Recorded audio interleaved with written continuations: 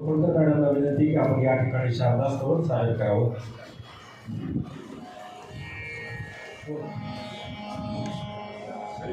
श्री धनंजय आंडे मेडिकल असोसिएशनचे अध्यक्ष त्यांचंही या ठिकाणी स्वागत आहे. इकडे